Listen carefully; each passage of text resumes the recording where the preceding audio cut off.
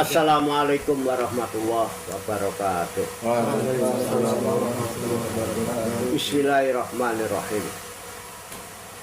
Alhamdulillahirabbil alamin. Wa bihi nasta'inu ala umuri dunya waddin. Wa sallallahu wa sallama ala sayyidina wa maulana Muhammadin wa ala alihi wa ashabihi wa man tabi'ahum bi ihsanin ila yaumiddin. Amma ba'du. Udah gamblang ya, lengkap ya. Cuma ini saya proses berpikir tentang korban, kan korban. Korban itu kan Nabi Ibrahim dia disuruh menyembelih anaknya. Itu kan perintah Allah. Iya. Sedangkan nabi-nabi juga diperintah untuk korban. Tapi kan nggak sama untuk menyembelih anaknya. Iya. Sedangkan kita kalau kita paham di perintah Allah sudah kita disuruh korban mungkin nggak sama, harus nyembelih kambing Ya. ya. Ini kalau kita nyembelih sapi, kambing itu juga sama mekanisme. Di mana itu Pak ya? Ya nggak gimana-gimana. Makanya segala sesuatu harus tahu ilmunya. Zaman melakukan aktivitas apapun kalau nggak tahu ilmunya mesti rusak. Beneran, rabi itu kudu ngerti ilmunya rabi. Ojo cuman pengen rabi, tapi ngaji dulu. Pak, aku wis kepengen rabi, ilmunya rabi ya apa takono. Ojo mung pikirannya rabi, golek gawe ayu. Ora ngerti ilmunya rabi, usah sama, Pak. Nah, korban itu bagian dari rangkaian ibadah haji. Iya kan? Makanya haji dan korban itu ada dua momen. Ini kita pahami dulu. Kenapa disebut lebaran haji? Padahal idulnya Idul Adha. Adha itu hari raya penyembelian. Tapi juga disebut lebaran haji. Jadi haji dan korban itu satu rangkaian. Nah, kita paham haji itu apa, korban itu apa. Nah, haji itu kata tadi hajah. Hajah itu hajatun. Orang yang mempunyai hajat. Haji itu paham ya? Haji itu punya hajah ditambah tak margun menjadi hajatun. Orang yang berhajat haji itu. Nah, atau al-haju lugotan aziarah. Bisa juga yang memahami haji itu artinya ziarah. Ziarah bahasa kitanya berkunjung. Bisa jadi diartikan orang haji adalah orang yang mempunyai hajat, keinginan, kehendak, iradat untuk berkunjung. Nah, dalam syariat berkunjung kemana? Masa ke Vatikan?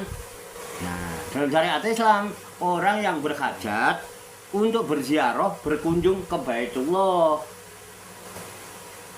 Dalam rangka apa? Korban. Korban itu kata asal dari koroba, artinya dekat.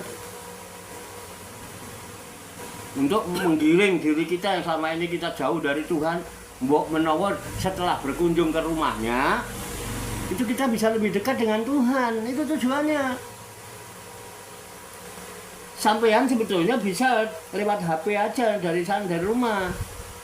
Kenapa sampean ke sini? Ini berkunjung enggak? Berziarah enggak? Ke baitnya siapa? Baiti. Untuk apa? Supaya kita bisa berkomunikasi lebih dekat. Sekarang komunikasi lebih dekat ini dengan kita WA-an terus video callan, mana yang lebih gamblang? Nah ini.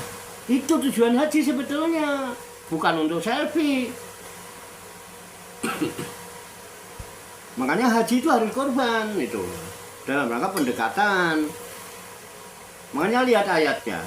Walillahi ala nasi hijul baiti manis tato'a ilaihi sabila. Itu laman kafaro fa innallaha ghaniyun hamid. Ada di surat Al-Imran. Jadi orang haji itu diawali dengan walillahi dan semata-mata karena Allah. Jadi di sini kerenteknya apa? Kerentek karena Allah apa kerentek pengen jadi tokoh masyarakat?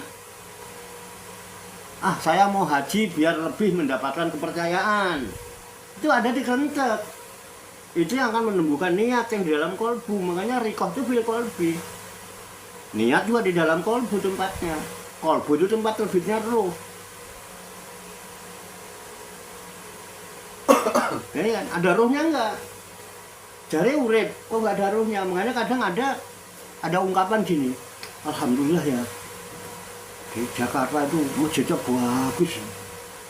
Ya tapi sayang Pak, masjidnya mah cakep, bagus, indah sekali, luas, tapi nggak ada ruhnya. Ada nggak ungkapan itu pernah dengar?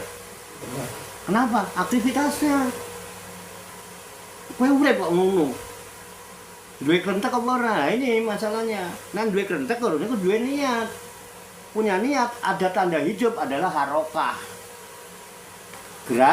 Gerakan itu usaha, ikhtiar, pekerjaan. Itu boleh dideteksi diri kita. Aku uripku kok ngene. Coba kamu hari ini punya kerentek apa? Bisa dipahami Pak ini Pak ya? Supaya apa? Ada kronologis gitu. Kita paham dulu haji itu apa. Makanya kalimat yang ada, satu lillah dulu. Nomor satu lillah dulu. Kalau nggak lillah, mendingan nggak usah mangkat. Kalau cuma mau nyari pahala haji, nggak usah jauh-jauh buang ongkos mahal-mahal. Ke Darussalikin aja, tuh saya berani ditonton nih. Ke Darussalikin aja. Kalau cuma mau nyari pahala haji, ngapain orang sampai dibela-belain? Ya kan? Buang uang banyak, sampai ada ratusan juta. Kadang-kadang ngantri lama, bahkan ada yang gagal nggak jadi berangkat. Padahal udah nyetor sampai 250 juta ya kan? Tetangga kita banyak. Dibelain ngantri-ngantri. Nah, jadi satu itu. Nah, ini punya nilai atau tidak hajinya? Ya inamal amalu biniyat. Kerentek hatimu berangkat haji itu kesadaran apa karena promosi? Promosi diiming-imingin nanti jikalau seandainya ini wah dosamu dihapus masuk surga, padahal yang ngomong juga belum pernah ke surga. Tahu diampuni juga apa belum dosanya, kadang-kadang kan itu. Apa memang kesadaranmu untuk patuh, taat, pasrah, sumarah terhadap semua kehendak Tuhan. Makanya harus lillah. Semua harus lillahi ta'ala. Makanya walillahi. Nah, ini lillah ini untuk siapa? Alannas. Semua manusia. Ayatnya bukan alal muslimin. Semua manusia. Ya, jadi harus semata-mata karena Allah atas manusia hijul baiti. Punya hajat untuk berkunjung ke rumahku. Jadi hajatnya berkunjung ke mana? Ke rumah? Oh. Zaman berkunjung ke rumah saya misalnya. Apa tujuannya? Kan biar dekat dengan saya. Dekat itu korban. Zaman rajin korban kok makin jauh sama Allah, makin sombong, makin angkuh, makin ujub, makin riak. Mau dapat apa? Bangga-banggain paling gede sapi ini, terus diviral-viralkan kan? Ini fakta loh. Apa kerentek hatimu? Nah, bukan kita mau menilai kerentek orang, ya silakan introspeksi masing-masing, karena yang tahu diri masing-masing. Kerentek itu, rikoh namanya. Oke, rikotun fil kolbi, takpadil, tafadula, wal ihsan. Yang utama, yang baik, itu, cari itu. Jadi, hijul baiti, tujuannya ke sana itu, supaya lebih dekat dengan Tuhan. Yang selama ini kita dari sini, karena jauh, kita cuma menghadap di kiblat. Tapi setelah sampai sana, kita ada di Baitullah. Bukan menghadap Ka'bah, tapi di depan Ka'bah. Oh, kita hanya menghadap, mbuh pas mbuh ora. Tapi di sana ini depan kita Ka'bah. Kan lebih dekat. Di hati ada rasa hudur kolbi. Merasakan kedekatan diri dengan Tuhan. Bukan berarti itu rumah Tuhan ada di sana. Masa Tuhan rumah di sana, apa Tuhan kemulan sarung yang di Ka'bah, ya orang mungkin. Tuhan itu tidak butuh tempat. Jangan diartikan oh, Allah itu rumahnya di sana. Enggak. Hudur kolbi, makanya kolbu tadi. Makanya kerentat fil kolbi, rikoh fil kolbi. Lah di sini ada roh. Roh itu tiupan Tuhan. Makanya di kolbu itulah terdapat suara Tuhan, suara kebenaran. Makanya rasa nggak pernah bohong. Tapi kita abaikan kan, karena kita lebih seneng mendengarkan suara dari luar. Mujlek di pikiran kita, ada kebenaran masih nolak. Begitu disampaikan, plek, nggak bakal dia sami'na wa ata'na. Tak pikir-pikir sih, mesti nggak jadi, nggak bakal dijalankan. Wong kerentek aja nggak punya, jangan-jangan emang nggak punya hati kan gitu. Nah, kalau nggak punya hati gerakannya gerakan apa? Nah itu niat. Oke, itu masalah haji dan korban kan gitu. Kalau masalah bentuk itu kan simbol.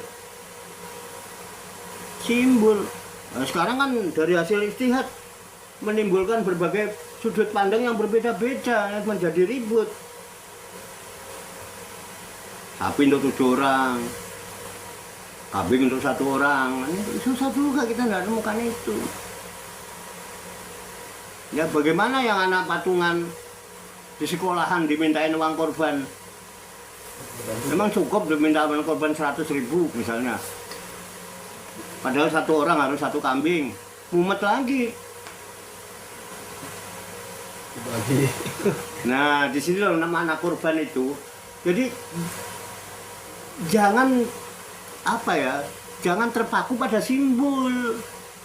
Sama jangan nyembah simbol, tapi pahami simbol itu.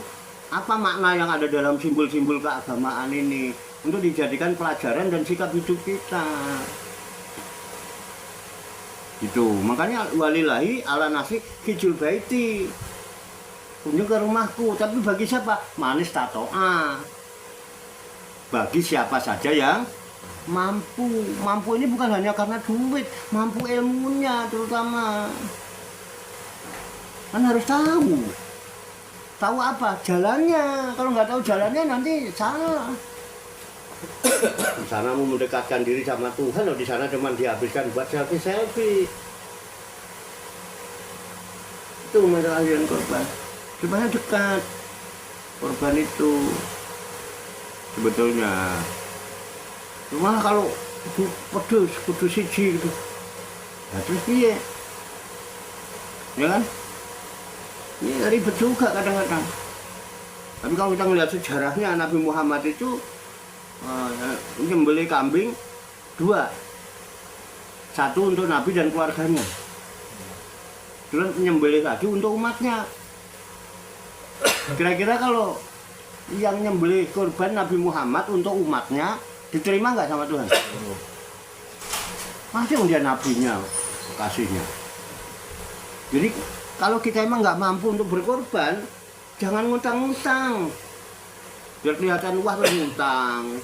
Kambingnya kredit nggak apa-apa nih, korban kredit boleh, misalnya setahun atau 10 bulan, nggak usah. Ya kan kita bisa mengorbankan yang lain untuk pendekatan diri pada Tuhan. Makanya manis tato'a ilahi sabila, orang yang mampu menempuh jalan. Nah, perjalanannya ini yang dibutuhkan pengorbanan. Pengorbanan haji itu 1 fisik, ya kan, 2 mental, jasmani, rohani, harta,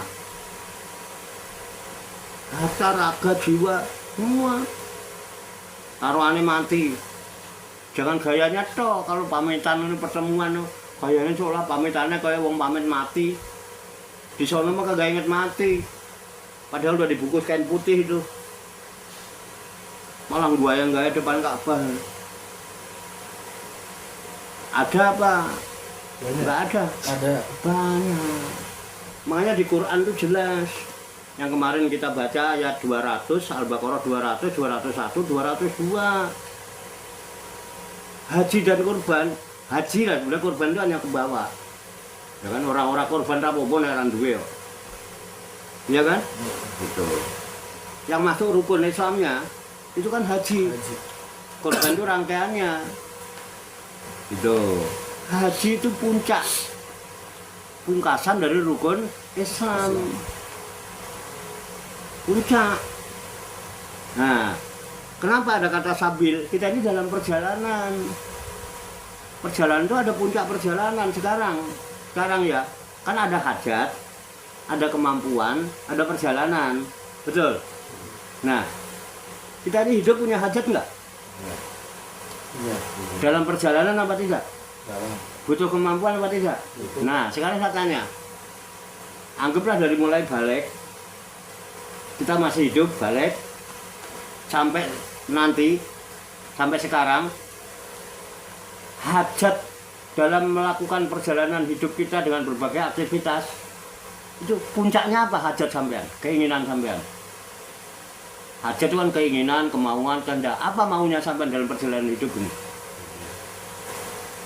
Masa nggak punya hajat? Enggak, yang penting ikut-ikutannya. Wong kaya urip ya urip, wong kaya ngono ya. Ya kaya bebek. Masa nggak punya tujuan? Nggak punya niat, nggak punya kerentek, nggak punya hajat? Apa hajat tertinggi sampean dalam melakukan perjalanan hidup dengan berbagai perjuangan? Hajat apa? Hajat. Bahagia. Bahagia kan? Apa bisa bahagia ditempuh dengan haji begitu aja? Banyak orang pulang haji nggak bahagia. Orang yang pergi haji terus habis haji sekalian mau nikah, ben nikah di depan Ka'bah, tujuannya biar bahagia, berkah. Pulang sebulan 2 bulan cerai. Orangnya kaya, suaminya ganteng, istrinya cantik. Ada nggak? Ya. Ada bukannya? Ya. Itu makanya yang hubungannya dengan rangkaian haji, lihat di surat Al-Baqarah ayat 200.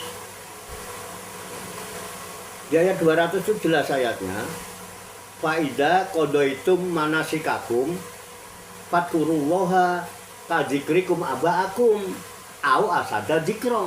Itu pertama, ada kronologis ayat itu. Ternyata ayat itu merupakan teguran dari Tuhan bagi orang-orang yang melakukan haji di zaman dulu, zaman Nabi masih ada. Jadi ada sekelompok orang-orang di Arab sana yang setelah melakukan manasik haji, rangkaian rukun haji sudah diselesaikan semua. Itu mereka di masjid, di mana hanya ngobrol-ngobrol, enggak jelas ngobrolnya. Yang diobrolin apa? Tentang dirinya. Oh, saya mah orang ini. Oh, tahu nggak bapak saya? Bapak saya itu kiai, bapak saya haji. Oh, kalau bapak saya dulu juragan Empang, bapak saya tuan tanah, bapak saya pejabat ini. Banyak kan pada begitu membangga-banggakan kehidupannya. Nah, karena peristiwa itu, ini saya baca dari Ibnu Abbas ya, hadisnya. Allah turunkan wahyu yang bunyinya tadi, faida qadaitum manasikakum fadkurullaha kadzikrikum abaakum aw asad dzikra.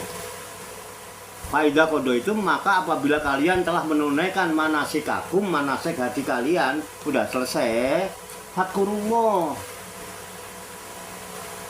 maka berzikirlah kepada Allah. Kau nyebut-nyebut asma Allah, ingat Allah, bukan mengingat-ingat dan nyebut-nyebut nenek moyangmu. Kalau perlu au asad dzikra, lebih keras lagi zikirnya, lebih sangat lagi, lebih banyak lagi kamu berzikir situ. Bicarakan tentang ayat-ayat Allah, bukan ngobrol-ngobrol begitu di masjid. Ngobrol ngalur ngidul kagak jelas. Nah, turunnya ayat itu begitu. Di ayat yang sama ada peristiwa yang berbeda. Di ayat yang sama masih ayat 200. Ini kita perlu tahu. Ada sekelompok lagi orang Arab zaman dulu. Habis haji nih, kalau lagi pergi haji nih, wukuf, itu berdoa. Doanya apa? Ya Allah, semoga di tahun ini sawah saya panennya banyak, ya, tanamannya subur. Anak-anak saya biar berhasil jadi anak-anak yang sukses, jadi kaya, gitu. Akhirnya apa? Turun ayat, lanjutan ayat itu di ayat yang sama. Itu paminan nasi mayakulu robbana atina fid dunya wa ma lahum fil akhirati min khalaq. Ada nggak ayatnya itu? Ayat 200. Boleh dicek. Paminan nasi, maka di antara manusia-manusia itu mayakulu, ada orang yang berkata, mengucapkan di dalam doanya, Robbana ya Tuhan kami, artinya berikan kami, ya kan, fid dunya, kebaikan, keuntungan di dunia. Tok. Wa malahum fil akhirati min khalaq. Dan bagi mereka tidak mendapatkan apa-apa di akhirat nanti. Itu duniamu, karena kan bukan takatimu cuma urusan dunia. Walaupun kelihatannya pekerjaan akhirat, tapi hanya menyebabkan amalmu cuma amal dunia. Karena apa? Niatmu jelek, rentek hatimu jelek. Mau ngarep golek pesugihan gue. Di mana kira-kira? Keren juga yang bertanya ini. Pinter mancingnya, Bu, yang pinter yang mancing apa yang pinter yang dipancing, nggak ngerti juga ini kalau masalah yang menganalisa. Tuh, itu ayat 200-nya. Nah, makanya lalu Allah memberikan pelajaran. Mestinya nggak begitu berdoa sama Tuhan. Kan kamu hidup bukan cuma di dunia, kamu hidup kan di akhirat. Dunia dan akhirat. Kalau kamu beriman, ada setelah kehidupan dunia, ada kehidupan akhirat. Kenapa kamu cuma minta dunia? Kenapa orientasi hidupmu cuma dunia? Mestinya gimana dong doanya? Paminan nasi mayakulu Robbana atina fid dunya hasanah wa fil akhirati hasanah wa qina adzabannar. Ya Rob, berikan kepadaku kebahagiaan, kebaikan di dunia, dan berikan kepadaku kebaikan dan kebahagiaan juga di akhirat. Dan selamatkan aku dari adab neraka. Bukan hanya bahagia tapi juga selamat. Bagaimana kalau nggak selamat percuma. Bagaimana jawabnya Allah?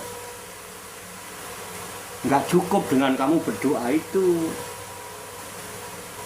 Jujur sekarang, Pak Dedi pernah nggak berdoa dengan Robbana atina fid dunya hasanah wa fil akhirati hasanah wa qina adzabannar? Pernah nggak berdoa itu?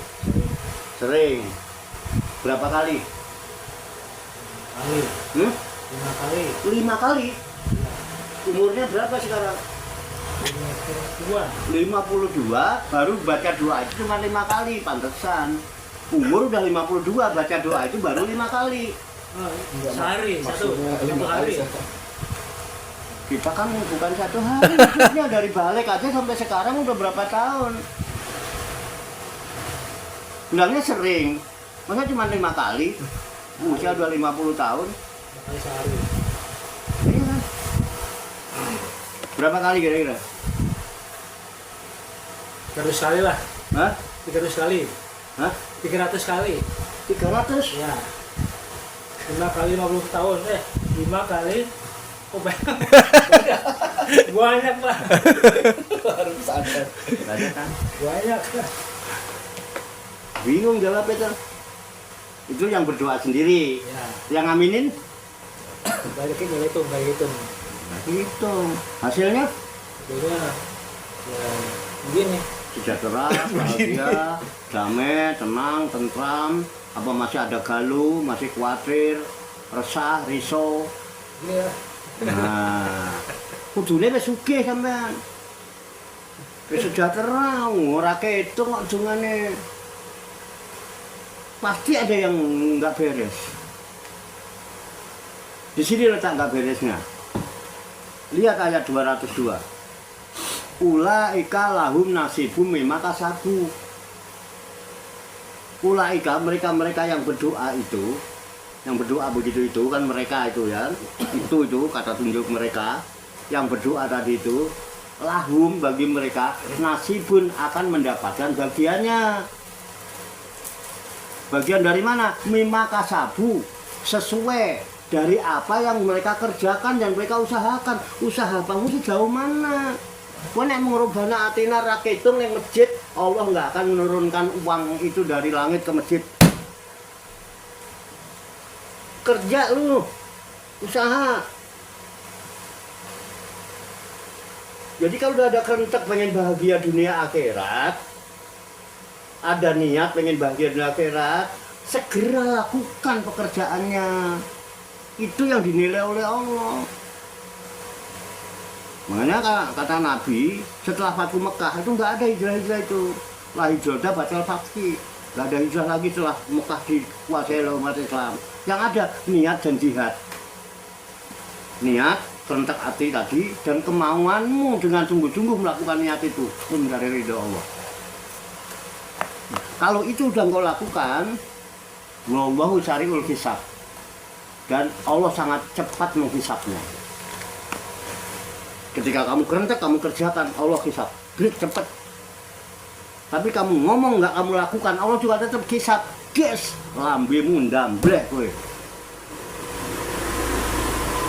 Allah ridho apa enggak kira-kira?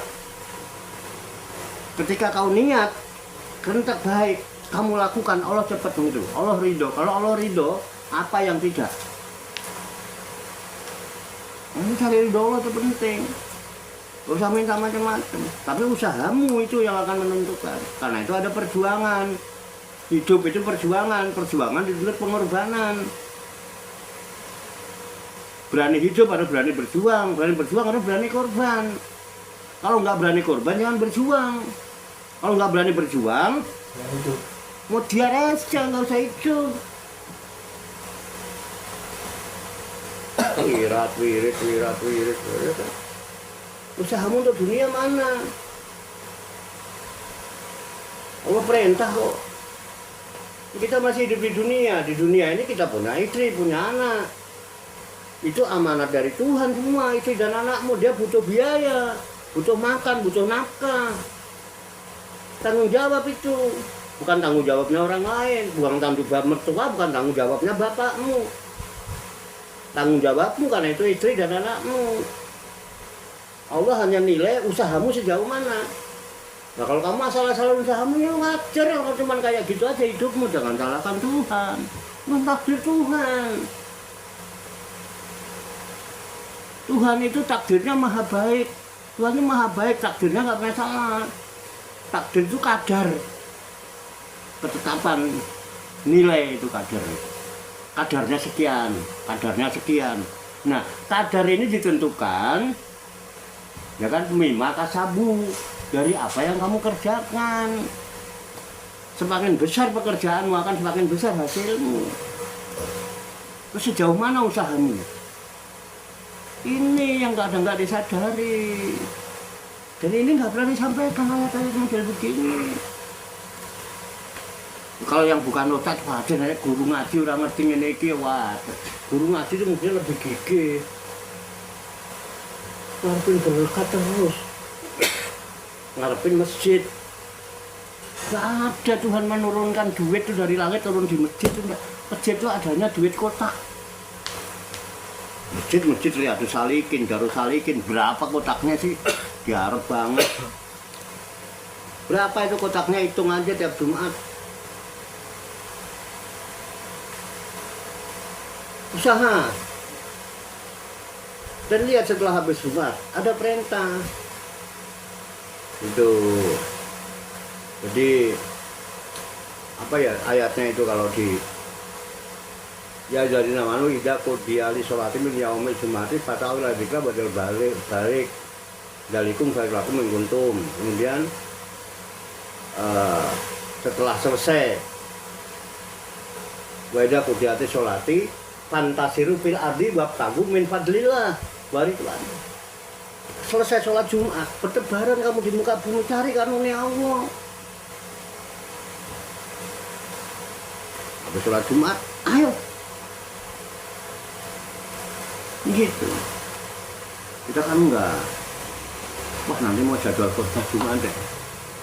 Kamu rasa dodolan aja ya kan.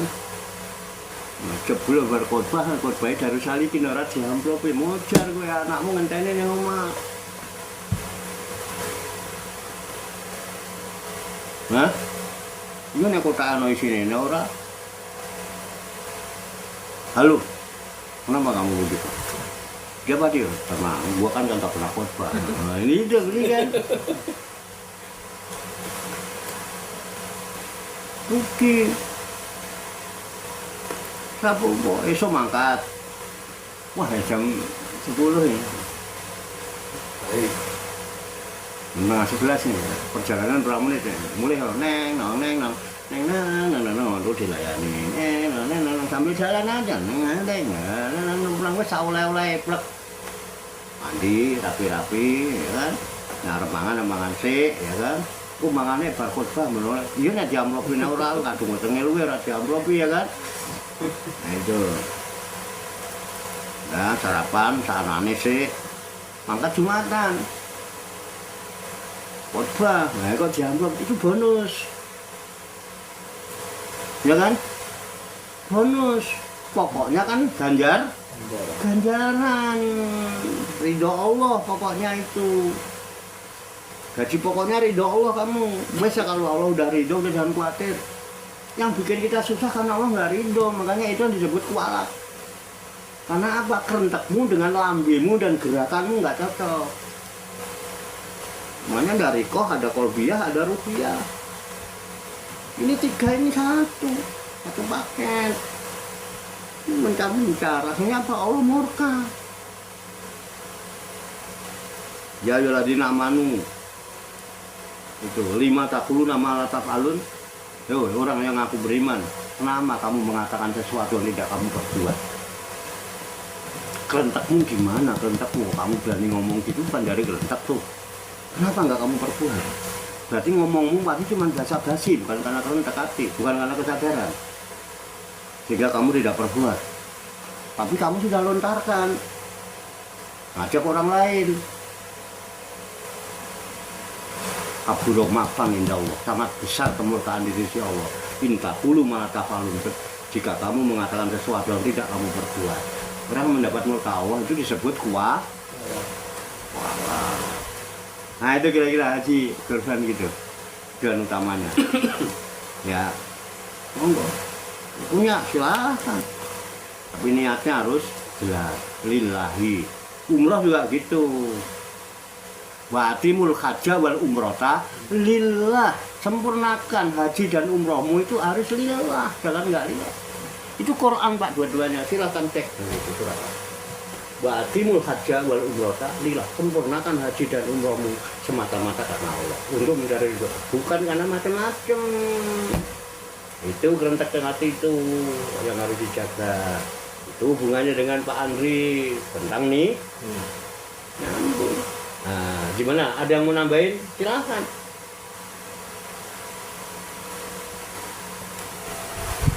Itu mau beribu-ribu kali.